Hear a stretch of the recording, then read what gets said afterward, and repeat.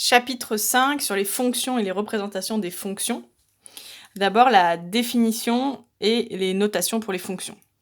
Alors, définir une fonction f, ça consiste à associer à chaque réel x un unique réel y. Donc, une fonction, c'est comme un mécanisme.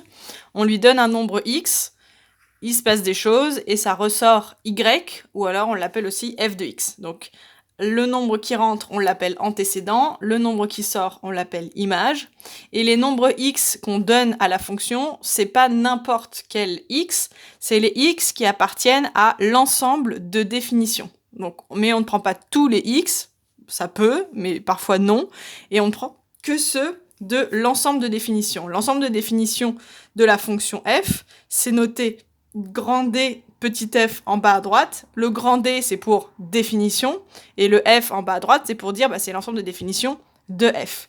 Intuitivement, cet ensemble de définitions, c'est l'intervalle avec le x du début et le x de la fin de la courbe. Par exemple, quel est l'ensemble de définition de cette fonction f ci-dessous? Vous regardez quand commence votre courbe, elle commence ici. Quand est-ce qu'elle termine? Ici.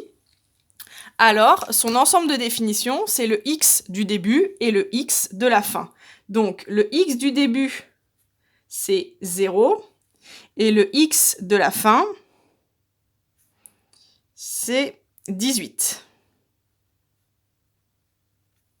Donc, l'ensemble de définition, c'est tous les x qui sont là où il y a une courbe. Donc, début, fin. L'ensemble de définition, on le note D petit f, et on met qu'il est égal à l'intervalle de 0 jusqu'à 18. Ensuite, avec une courbe, quelle est l'image de 2? Donc, si on revient sur le nom des axes, ici c'est l'axe dx, ici c'est l'axe dy. Sur les x, on lit les antécédents. Et sur les y, on lit les images. Donc, quelle est l'image de 2? Si vous cherchez une image, ça veut dire que vous cherchez un y. Donc, 2, c'est forcément l'autre axe. Donc, 2, ça va être le x pour les antécédents. Donc, quelle est l'image de 2?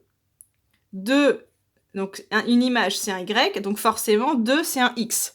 Vous regardez où est x égale 2. Vous montez tout droit à la courbe. Et vous regardez à quelle hauteur vous êtes. Vous êtes à la hauteur 7. Donc, l'image de 2, c'est 7. Et on note f de 2, avec des parenthèses, est égal à 7. On note f de 2 égale à 7.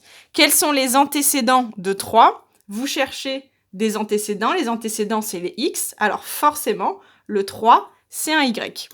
On va chercher le 3 sur l'axe des y, ici. Et vous devez trouver quels sont les antécédents, s'il y en a. Il n'y a pas forcément tout le temps des antécédents. Vous regardez votre courbe, quels sont les x auxquels la fonction, la courbe est à la hauteur 3. Donc vous regardez tout ce qui est à hauteur 3.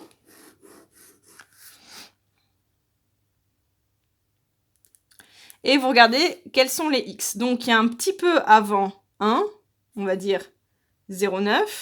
Après, c'est haut. Après, ça repasse par là et ça repasse par là. Ici, on est à peu près à 8,6.